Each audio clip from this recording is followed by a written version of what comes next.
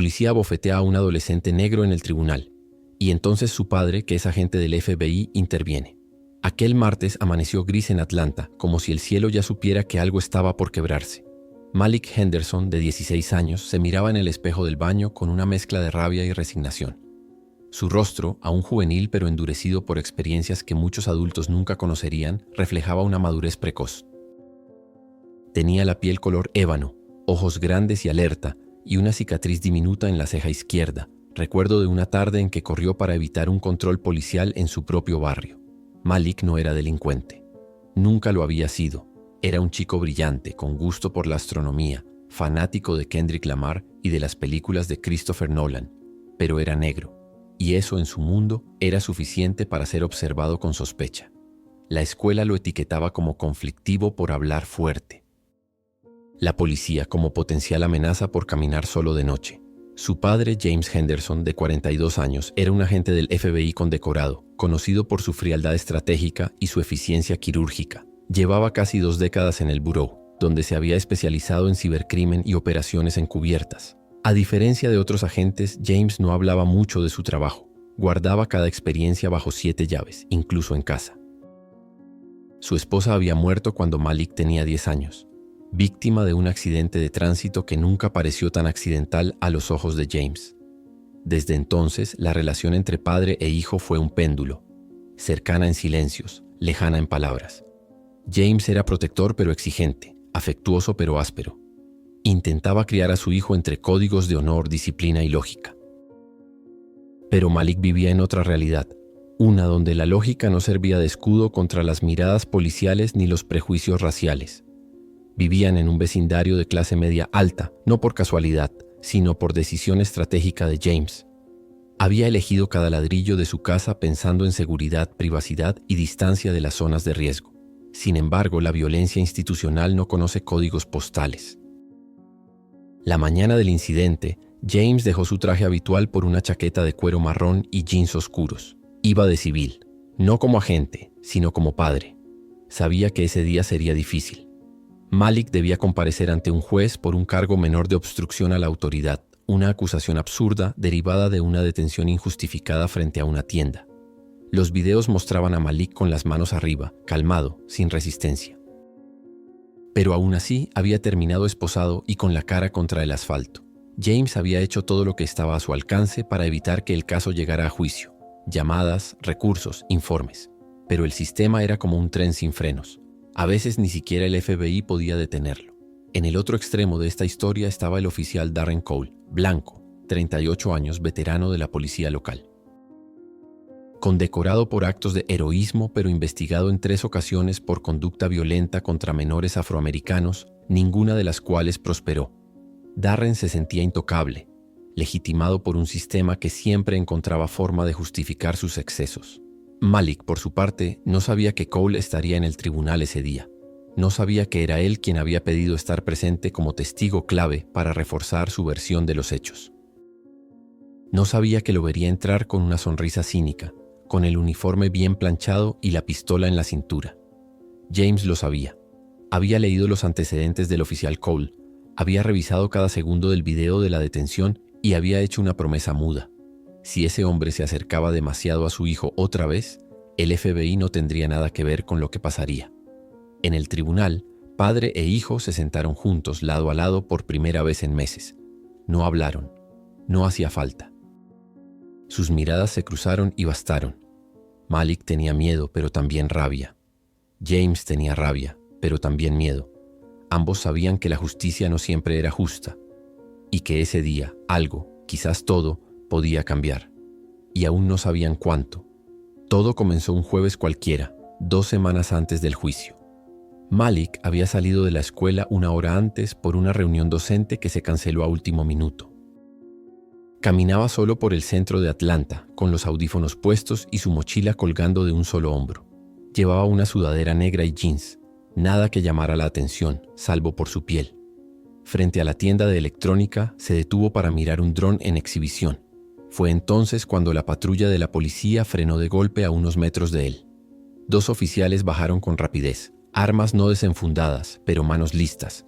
Uno de ellos era Darren Cole. «¡Alto ahí! ¡Muéstrame las manos!», gritó Cole, como si Malik estuviera a punto de detonar una bomba. Malik levantó las manos de inmediato, perplejo. No había nadie más cerca. Miró alrededor, como buscando alguna cámara que revelara que todo era una mala broma. Pero la tensión era real. El otro oficial, más joven y visiblemente incómodo, solo observaba. «¿Qué estás haciendo aquí?», preguntó Cole, acercándose con tono amenazante. «Mirando la vitrina», respondió Malik con voz firme, pero sin desafiar. Sabía que cualquier temblor en la voz podía interpretarse como culpa, que cualquier movimiento en falso podía volverse irreversible. «¿Tienes algo en la mochila?», preguntó el policía, ya con la mano en la correa del arma. «Libros, de la escuela». Fue inútil. En segundos Malik fue empujado contra la pared, esposado y registrado. La mochila voló al suelo. La gente pasó sin intervenir. Algunos grabaron, otros bajaron la mirada. En los videos que luego circularon, se podía ver claramente que Malik no opuso resistencia, que Cole no dio ninguna explicación ni leyó sus derechos, que todo fue rápido, desproporcionado y brutal. En la comisaría, Malik pasó 3 horas detenido antes de que James, su padre, llegara. No como agente del FBI, sino como padre furioso. El agente a cargo, un teniente de apellido Kramer, intentó justificar el arresto con una sonrisa forzada. Coincidía con la descripción de un sospechoso de robo. Un adolescente afroamericano con mochila. «Eso describe a medio sistema escolar de esta ciudad», respondió James con tono glacial. «Y ustedes lo saben». James no discutió más. Sacó a su hijo, pidió los informes, y esa misma noche comenzó a recopilar pruebas.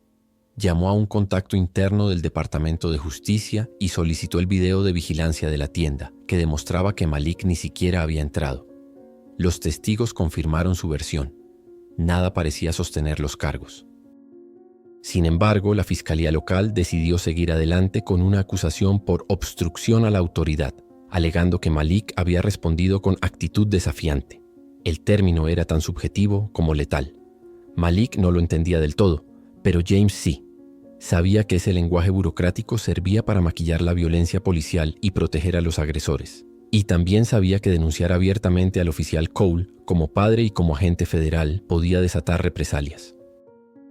James se debatía entre 2 frentes, el oficial y el personal. Como agente del FBI, debía mantener neutralidad institucional. Como padre, quería justicia, o algo más profundo, reparación. Pero la reparación no existía para los chicos como Malik.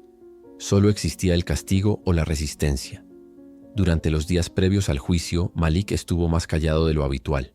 No quería hablar del incidente, ni con su padre, ni con nadie. Pero por las noches se encerraba en su cuarto y escribía frases en una libreta que nunca mostraba a nadie. En una de ellas había garabateado: «No me tienen miedo de lo que creen que soy». Mientras tanto, el nombre de Darren Cole aparecía en foros y redes sociales. 3 denuncias previas por uso excesivo de la fuerza. Todas archivadas. Un patrón de conducta violenta con jóvenes negros. Pero ningún castigo. James hizo su propia investigación en silencio.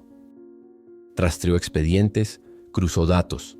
Había algo extraño en el patrón de conducta del oficial. Algo más que racismo común. Tal vez una conexión con un grupo dentro de la fuerza que operaba bajo códigos propios. Pero no podía probar nada. Aún no. Lo que sí sabía era que el juicio no sería un simple trámite judicial. Era un campo minado.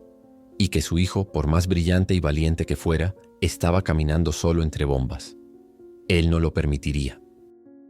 Pero todavía no sabía el precio que tendría que pagar por intervenir. El 14 de marzo amaneció con un sol que parecía burlarse del ánimo de quienes pisaban el edificio del Tribunal del Condado de Fulton.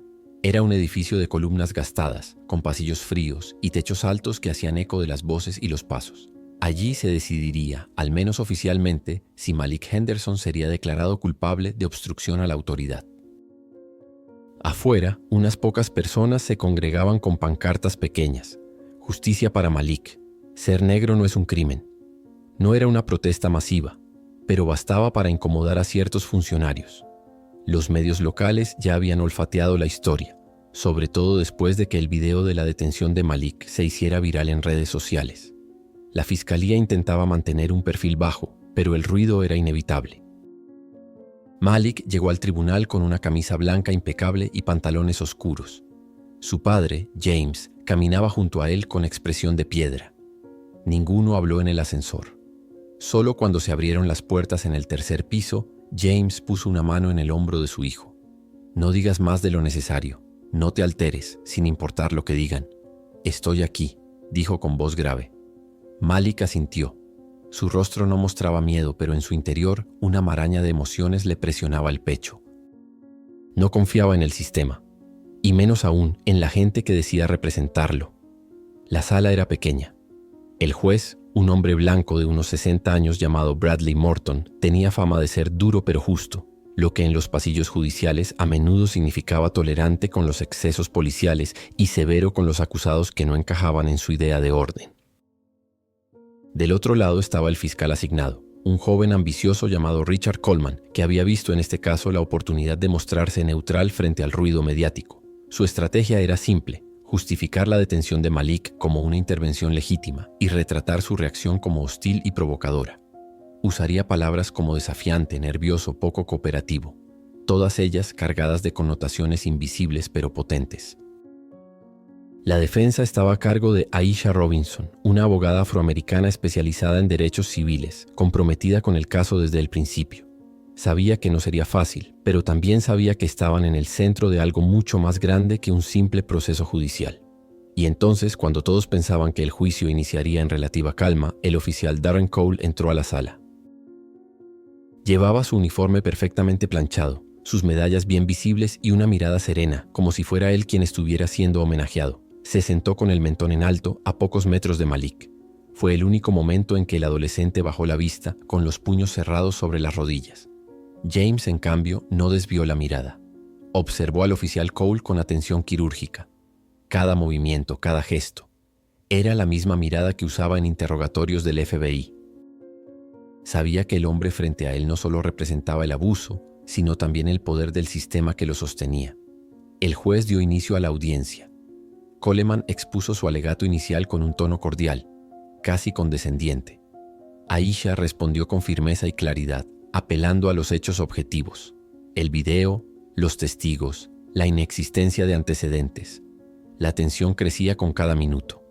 Cuando Malik fue llamado al estrado, la sala pareció detenerse. Habló con voz pausada. Contó lo que había vivido, lo que sintió. No añadió dramatismo. No lo necesitaba. Su verdad era lo suficientemente fuerte. ¿Te resististe al arresto en algún momento?, preguntó Aisha. No, solo pregunté por qué me estaban arrestando, respondió Malik. ¿Y qué pasó entonces? Me esposaron, me empujaron. El oficial Cole me llamó problemático.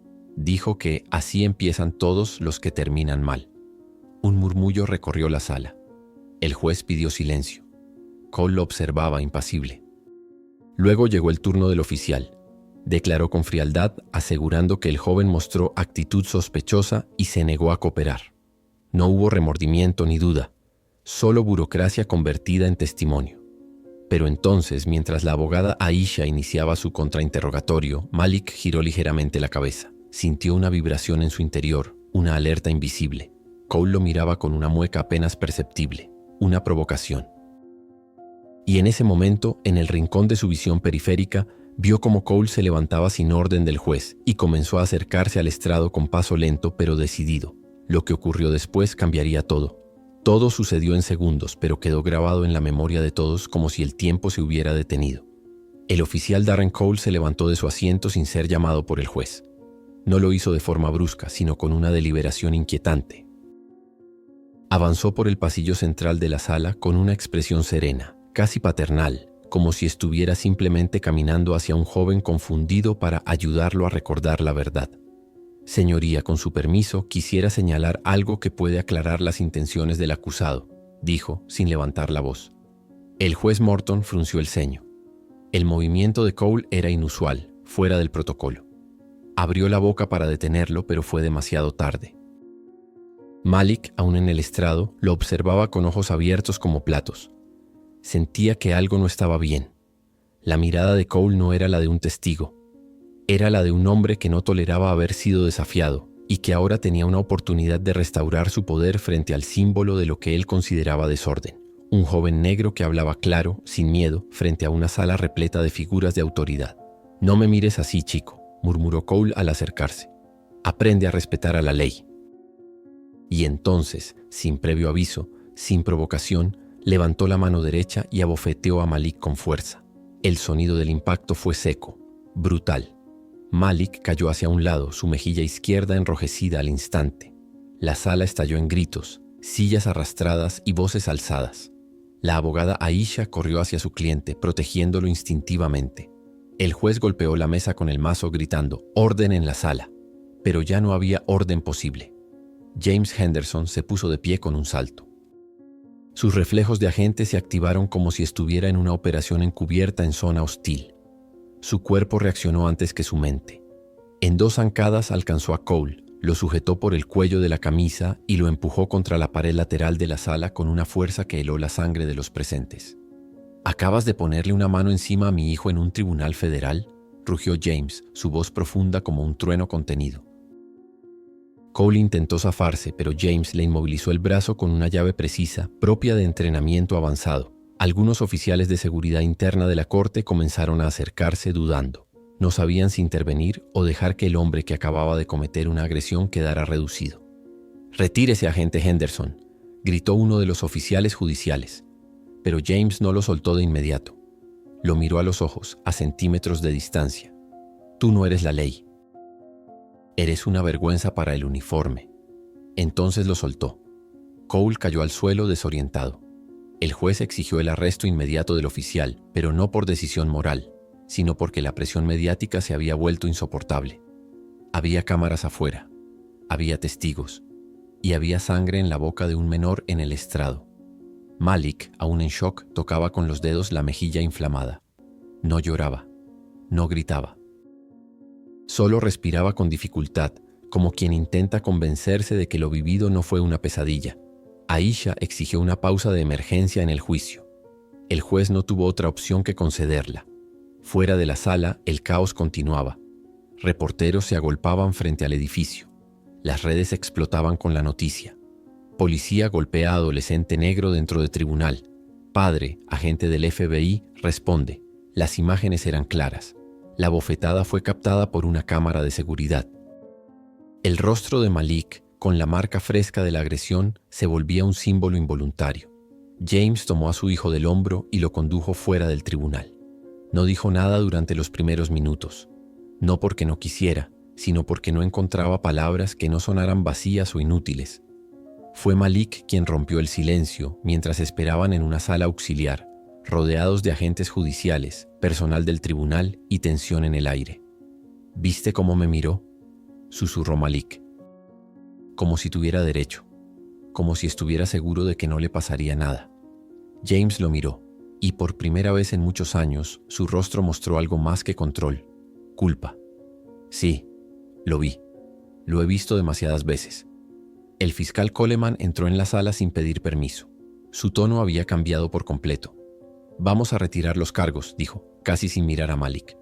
«El juez lo aprobará de inmediato. Esto ha escalado demasiado». «¿Y el oficial Cole?», preguntó James con voz baja, peligrosa. «Está siendo arrestado ahora mismo, por conducta inapropiada, agresión y desacato. Será suspendido, se abrirá una investigación interna. No puedo prometer el resultado». «No prometa nada», interrumpió James. «Ya hemos visto cómo termina eso». Cole fue retirado del tribunal esposado, pero con una sonrisa torva. Sabía que en otros casos sus compañeros habían salido impunes. Confiaba en que el sindicato policial, los abogados de la ciudad y el olvido mediático harían su parte. Pero lo que no sabía era que James Henderson no era simplemente un padre indignado. Era un agente federal con acceso a información, contactos y herramientas que podía utilizar si decidía cruzar la línea entre el deber y la venganza. Esa noche Malik no durmió. Miraba por la ventana de su habitación mientras la ciudad se sumía en la oscuridad. Su mejilla aún ardía, pero su mente estaba más encendida que nunca. No entendía por qué alguien podía odiarlo tanto por simplemente existir. Pero entendía que algo se había roto para siempre. James tampoco durmió. En el sótano de su casa encendió su viejo equipo del FBI, no como parte de una misión oficial, sino como un hombre que había visto el límite de la legalidad y ahora consideraba lo que había más allá. Ese incidente, breve pero brutal, se convertiría en la chispa de una cadena de eventos que sacudirían no solo a su familia, sino a todo el sistema. Y nadie estaba preparado para lo que vendría. James Henderson siempre había creído en las instituciones. Había dedicado 2 décadas de su vida al FBI, ascendiendo con esfuerzo, cumpliendo las reglas, evitando conflictos internos. Pero después de ver a su hijo abofeteado en un tribunal por un oficial uniformado y frente a un juez que no supo reaccionar con la contundencia que el momento exigía, su visión se quebró. La intervención no terminó con el arresto de Cole. Fue apenas el comienzo. La noche siguiente al incidente, James recibió una llamada de su supervisora directa en el buró. «Necesitamos que te mantengas al margen», le dijo con voz tensa. «La Oficina de Asuntos Internos tomará el caso. No queremos que parezca una vendetta personal».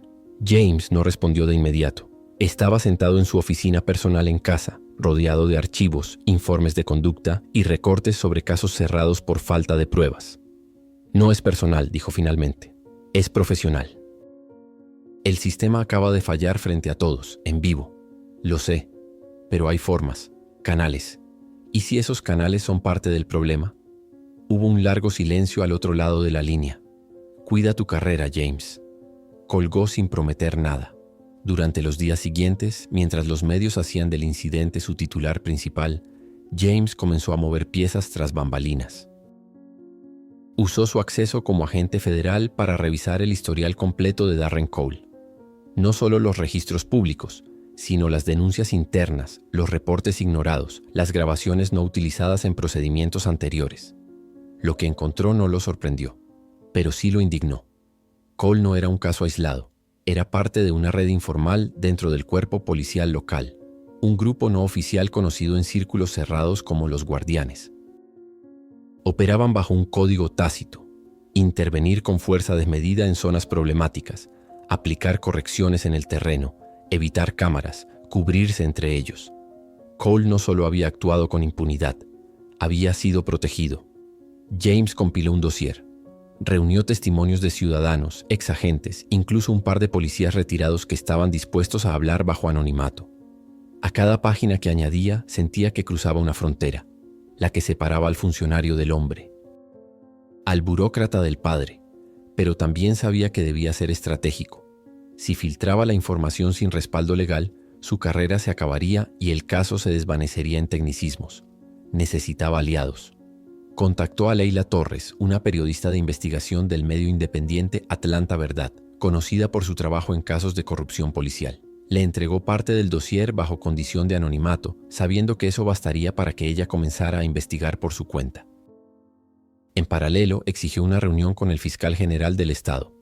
No fue fácil obtenerla, pero cuando mostró parte de lo que sabía, incluyendo nombres, fechas y pruebas no procesadas, el tono cambió. «¿Está dispuesto a declarar, agente Henderson?», le preguntó el fiscal incómodo. «Estoy dispuesto a arriesgar mi carrera si con eso evito que otro niño termine como mi hijo. Lo que no estoy dispuesto es a quedarme callado». Mientras tanto, Malik atravesaba su propia transformación. Lejos de retraerse, comenzó a hablar. Dio una entrevista corta a un medio local. Luego fue invitado a un foro juvenil sobre justicia. No lo hacía por fama, sino por necesidad. Había entendido que su historia, dolorosa como era, tenía peso y podía ser usada. James lo observaba con una mezcla de orgullo y preocupación. Sabía lo peligroso que era alzar la voz en un sistema que se protege a sí mismo, pero también sabía que no podía detenerlo. Una noche Malik se sentó frente a su padre. «¿Qué vas a hacer cuando esto termine?», preguntó. James lo miró con cansancio en los ojos. «No lo sé. Tal vez ya terminó para mí. No hablo de tu trabajo, hablo de ti. ¿Qué vas a hacer si todo esto no cambia nada?». James suspiró, largo. «Entonces me aseguraré de que cambie para alguien, aunque sea para uno solo». Lo que había comenzado como una intervención física en defensa de su hijo se había transformado en algo mucho más profundo, una cruzada contra una estructura entera. Y James ya no era solo un agente federal, era un padre que había visto el abismo y no pensaba retroceder.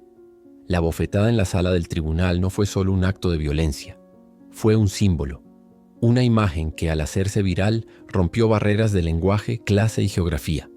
En cuestión de horas, el rostro de Malik Henderson, con la mejilla inflamada y los ojos confundidos, se volvió el ícono de una nueva indignación colectiva. Los noticieros más conservadores intentaron al principio suavizar el hecho. Algunos titulares decían: joven reacciona con hostilidad en juicio y recibe reprimenda policial, o padre agente del FBI protagoniza altercado tras conducta inapropiada de su hijo. Pero bastaron 24 horas para que los videos filtrados, los testimonios de testigos y las imágenes del juicio revelaran la verdad cruda e irrefutable. Un oficial uniformado había golpeado a un adolescente desarmado en un tribunal, sin provocación y frente a la mirada pasiva de las autoridades. La reacción fue inmediata. Organizaciones de derechos civiles como ACLU, NAACP y Black Lives Matter convocaron protestas pacíficas en Atlanta. En las redes sociales, el hashtag #Justicia para Malik alcanzó tendencias globales. El caso se convirtió en el epicentro de una discusión nacional sobre abuso policial, racismo institucional y la fragilidad del sistema de justicia en proteger a los más vulnerables. En universidades, iglesias y centros comunitarios se organizaron foros abiertos. La historia de Malik resonaba especialmente entre los jóvenes afroamericanos, muchos de los cuales veían en él un reflejo de sus propias experiencias con el poder mal usado. La periodista Leila Torres, impulsada por la información confidencial de James Henderson, publicó un reportaje explosivo titulado «Los guardianes, la red encubierta dentro del Departamento de Policía de Atlanta». Allí exponía no solo el historial de Darren Cole, sino también la existencia de una cultura de encubrimiento y silencio entre oficiales, supervisores y fiscales. El artículo fue compartido millones de veces en pocos días. Los medios tradicionales no pudieron ignorarlo más. Las entrevistas con Malik, Aisha Robinson y activistas comenzaron a multiplicarse. El joven, pese a su trauma, se mostró sereno, elocuente y firme. Nunca buscó venganza, solo verdad. Su madurez sorprendió incluso a quienes habían dudado de él inicialmente. Mientras tanto, el Departamento de Policía de Atlanta se vio forzado a reaccionar. El jefe de policía emitió un comunicado prometiendo una revisión interna profunda y suspendió provisionalmente a 3 oficiales vinculados al grupo mencionado en el reportaje. Pero en las calles, muchos ya no creían en promesas. El impacto también alcanzó a figuras políticas. Algunos congresistas estatales aprovecharon el caso para presentar propuestas legislativas que exigían más transparencia en los procedimientos disciplinarios policiales. Se hablaba de cámaras obligatorias en salas judiciales, de revisión civil independiente y de penalizaciones más duras para la mala conducta de los agentes del orden. Sin embargo, no todo fue apoyo. James Henderson comenzó a recibir amenazas anónimas. Algunas eran veladas, otras directas. Correos electrónicos desde cuentas encriptadas, mensajes dejados en su buzón, llamadas de números desconocidos. Le advertían que estaba cavando su propia tumba, que los agentes que traicionan a sus hermanos no son bienvenidos en ninguna parte. Incluso uno de sus colegas del FBI lo confrontó con dureza. «¿Qué estás haciendo, James? Estás rompiendo el código, estás exponiendo a todos».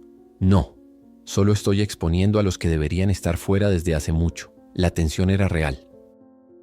Su carrera pendía de un hilo, su seguridad personal también. Pero James no retrocedió. Mientras tanto, Darren Cole, desde la prisión preventiva, se convirtió en mártir para los círculos más extremos de la derecha. En foros y grupos privados era descrito como víctima de la cultura woke, perseguido por hacer su trabajo y objetivo de una cacería política. Algunos sectores comenzaron a recaudar fondos para su defensa legal. Esta polarización extrema no sorprendió a James. Sabía que al tocar ciertas estructuras, las reacciones serían viscerales. Pero sí le preocupaba que el caso de su hijo se convirtiera en un campo de batalla ideológico, desplazando la humanidad del hecho. Una noche, en la cocina de su casa, James y Malik cenaban en silencio. Las luces del exterior parpadeaban, como si la ciudad misma respirara con dificultad. «¿Sientes que hicimos lo correcto?», preguntó Malik. James lo miró. «Hicimos lo que era necesario». Ahora lo correcto le toca decidirlo al resto del mundo. En menos de 2 semanas, lo que había comenzado como un juicio menor por obstrucción a la autoridad se había transformado en un punto de inflexión nacional. La historia de Malik y James Henderson ya no era solo suya, era de Miles, y con ella crecía la posibilidad, pero también el riesgo, de que todo cambiara. Cuando todo parecía encaminado hacia una resolución favorable, la exposición de la red corrupta, la solidaridad social, las posibles reformas legislativas, ocurrió lo impensado. No un error ni una traición. Fue algo más profundo. Una revelación que desmoronó las certezas construidas hasta entonces.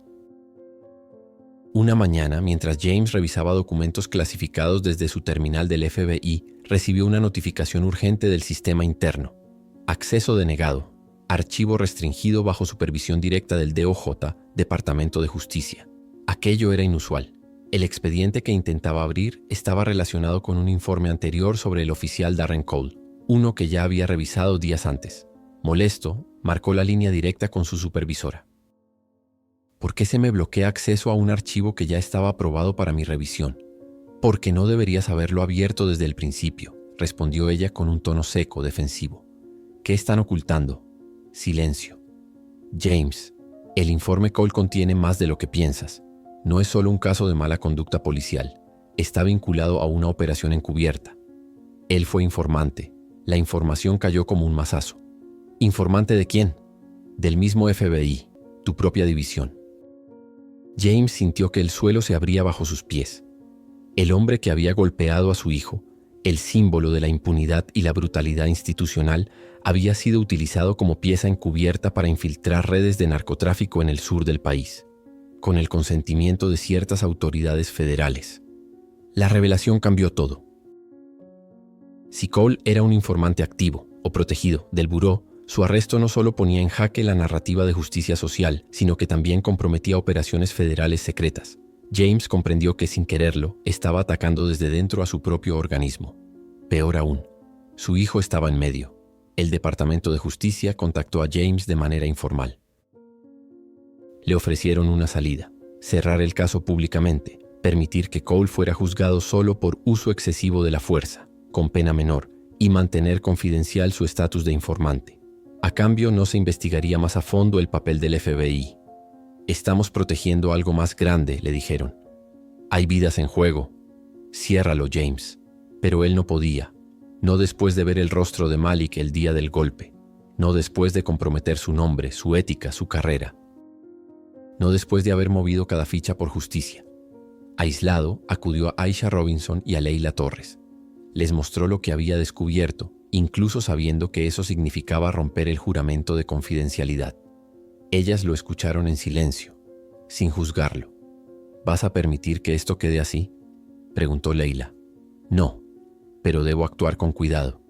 Ya no se trata solo de la policía, se trata del Estado. Mientras tanto, Cole solicitó libertad bajo fianza.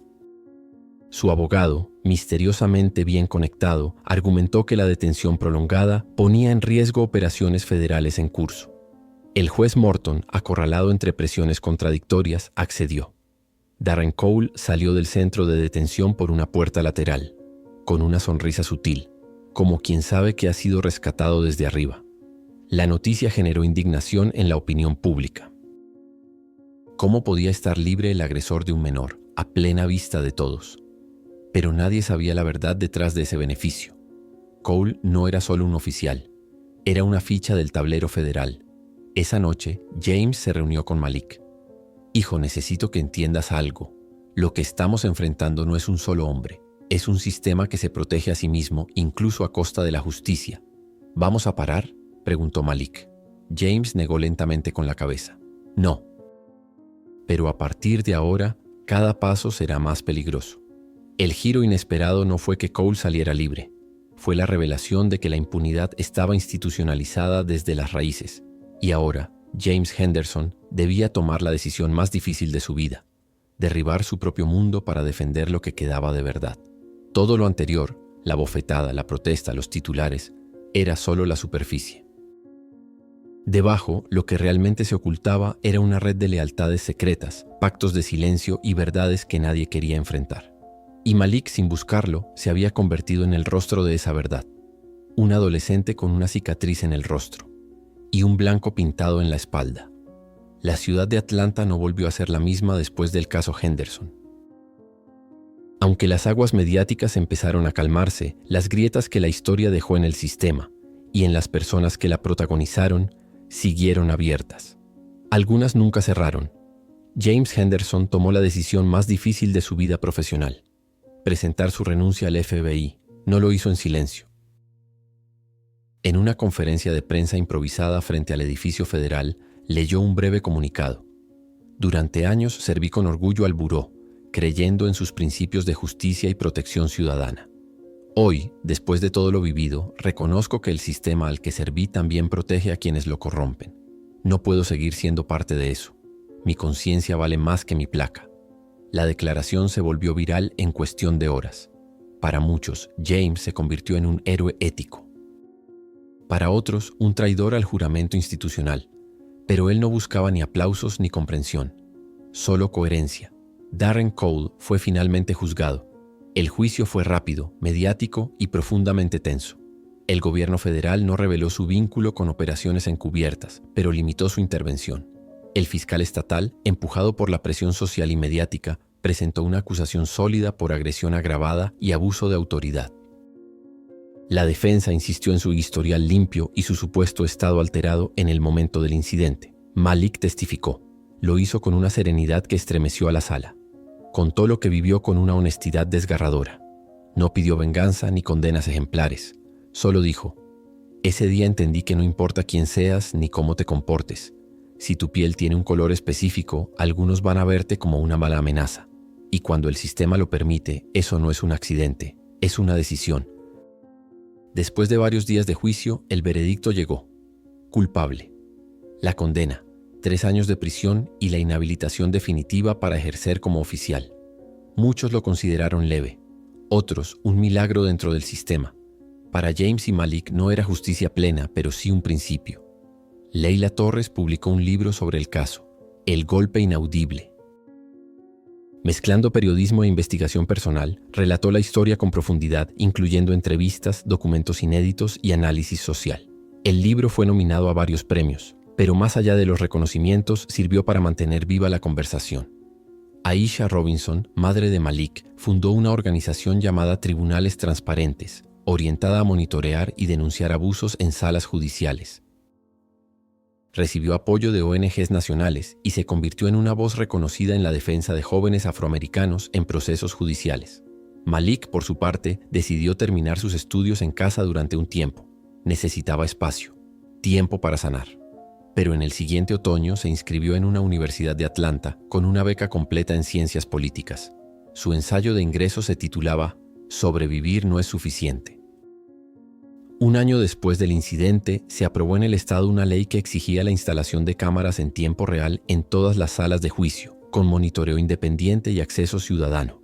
Aunque algunos la vieron como una victoria simbólica, James sabía que los símbolos también cuentan. Una tarde de otoño, mientras caminaban juntos por el parque, Malik le preguntó a su padre: ¿volverías a hacerlo todo igual? James tardó en responder. Miró el cielo gris, el viento moviendo las hojas, y luego a su hijo. Sí. Aunque me cueste todo, lo haría 1 y 1000 veces. Porque aunque este mundo sea injusto, mi deber es enseñarte a no ceder ante la injusticia. Malik asintió. Ya no era el adolescente confundido del inicio. Había dolor en su mirada, sí, pero también convicción. No hubo un final feliz. No del todo. La herida quedó. En sus cuerpos, en sus carreras, en su forma de mirar al mundo. Pero lo que lograron, visibilizar un sistema opaco, resistir desde dentro, alzar la voz cuando todos pedían silencio, fue un acto de dignidad que ningún tribunal podía negar. A veces, la justicia no llega como uno la espera. No se trata de castigos ejemplares ni de redenciones cinematográficas. A veces, la justicia es mirar al poder a los ojos y decir: te vi, y no me quedé callado. Y esa fue su victoria más profunda.